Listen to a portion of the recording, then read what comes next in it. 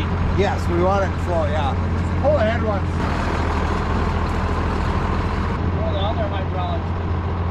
That's going to turn these gang angles. Let me try that. Yeah. Go for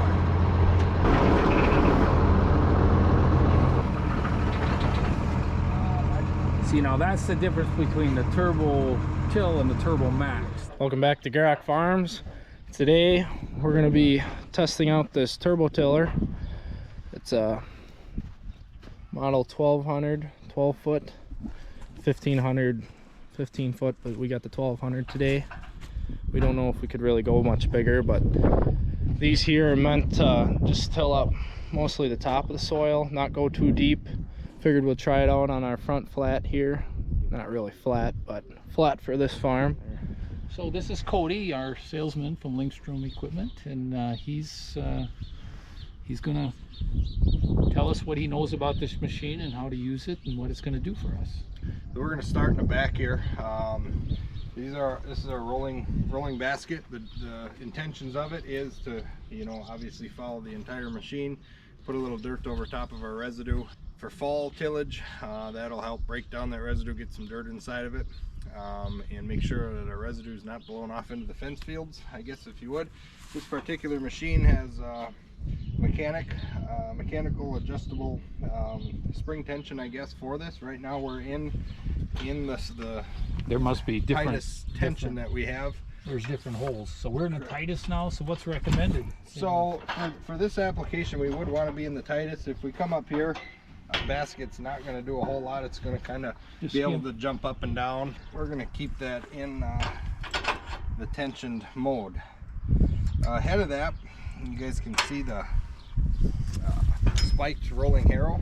And these swing a little too. They're heavy. Them are going to be able to free float, I guess, over top of your terrain. Obviously we need that, or we're going to be picking up our whole machine. So they don't interfere with the coulters. They will not interfere with the coulters. The design of it, the coulters are offset about 3 3/4 of an inch. So rather than having a ridge in our seed bed, the spiked rolling harrow comes through at an angle. It's kind of knocking all of them ridges down. So our seed bed should almost be tabletop flat when we get done. Moving, I guess, up ahead on the machine. This is a Turbo Max, kind of sort of made popular due to the turbo coulter. If you could get in, if we could have our little camera right in as we're working, this particular blade works as a shovel. You can kind of see how it on the end here. How it's waved when it goes in. It's going to kind of shovel. So again, that's the turbo blade. Now that's a different blade that I have on my Great Plains drill, right? This would be different in the fact that with this divot is bigger. Yes, exactly. Yeah, the design of this blade is specific to the Turbo Max. So Great Plains makes a few different brands of tillage tools. This blade is on the Turbo Max. It is the turbo blade here. We have 2 sets of coulters on this particular machine. On the Turbo Max, we're adjustable 0 to 6 degrees. Right now, we want to show here, we are set at 6 degrees on our gang angle, meaning both front and back adjust to a 6 degree angle. It's pretty aggressive. This is a true vertical tillage tool. So again, 0 to 6. 6 a lot of times, we get a little more aggressive in the fall for that residue management.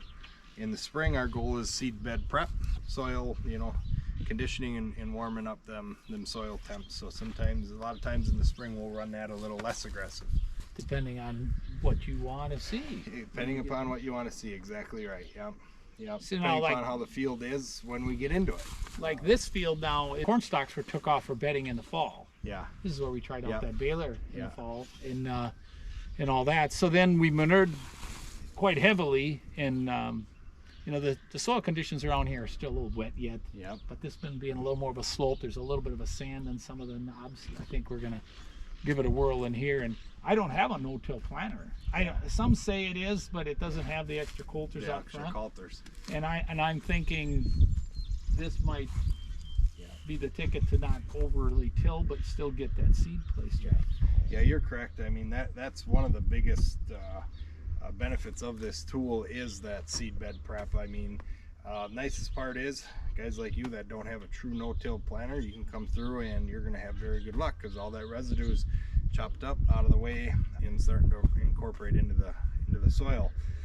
Guys with no-till can also come through on this. It's not a truly tilled field. Our goal is here in the spring, about 2 inches deep at max, because we want to set that seed bed. We don't want to get too far down. Okay. In the fall, deeper on heavy stubble? In the fall, we can definitely get deep. I mean, you can go as deep, you know. How deep will it go? I think it's about 4 inches. I'd have to double check them facts, but it's going to be close to 4 inches. And again, a little more aggressive is fine in the fall, chewing stuff up, getting a little more earth flying, and giving us that advantage of breaking that. I mean, we came from the stubble. You know, the 80s where we grew up, 70s, 80s, moldboard plow. Yeah. Get it black in the fall, winter it, spring they biscuit, and, you know, aggressive tillage. But the difference is this area especially, there was a lot of dairy, so a lot of our ground was in sod, hay. We weren't.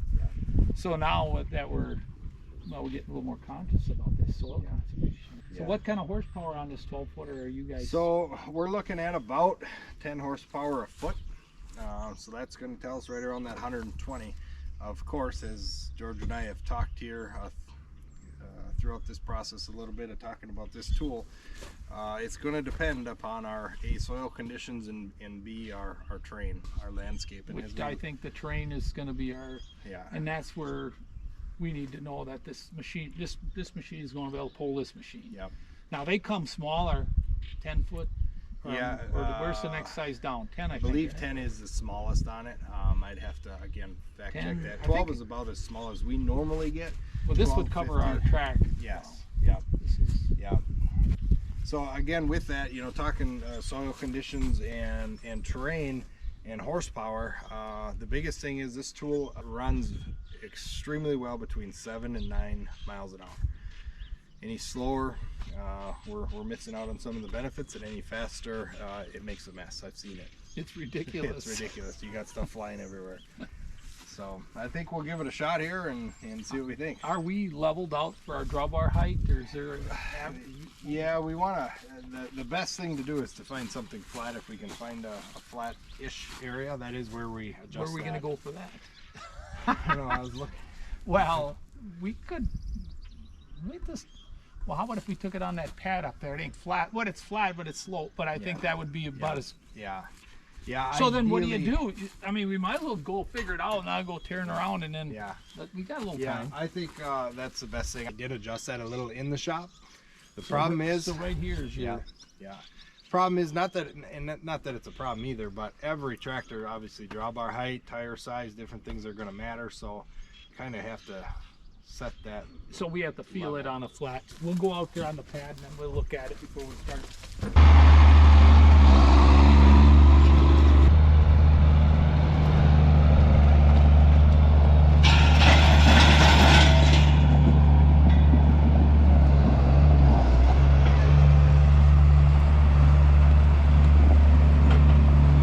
So right now we're trying to level this machine, and on this farm it's really hard to find a level spot, but we do have a flat spot.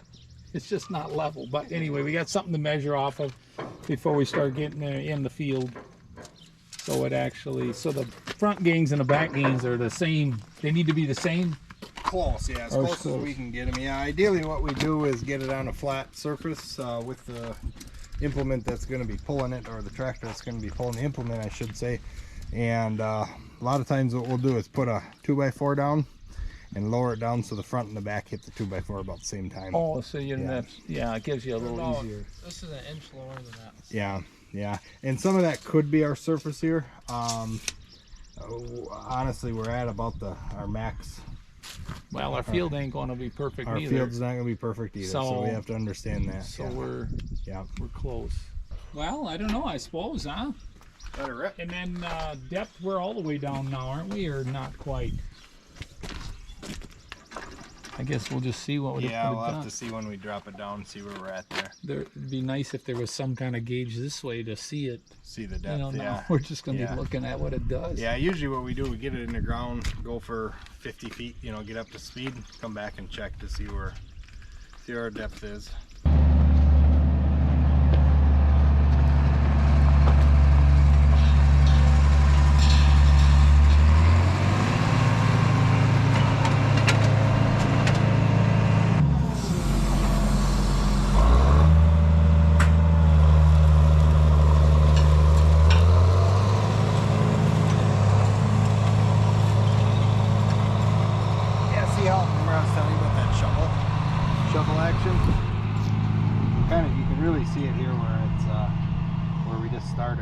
shoveling that dirt out and actually pulling from the sides instead of just straight down.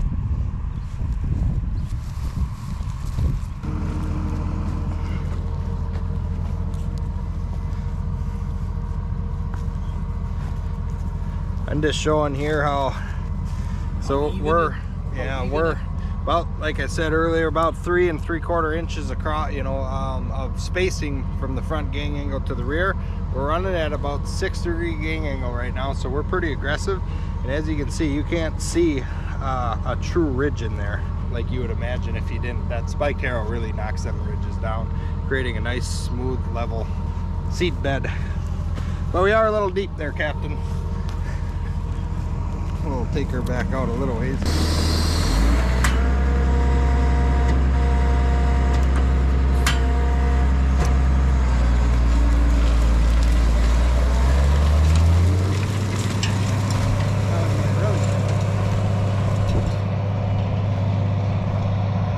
Some sort of finger pointer or something that could give you where you should, And we probably could make an indication on, just a marker or something. Yeah, but something. let's see what that does once. Well, this time I'll just go all the way there and come back. Yeah.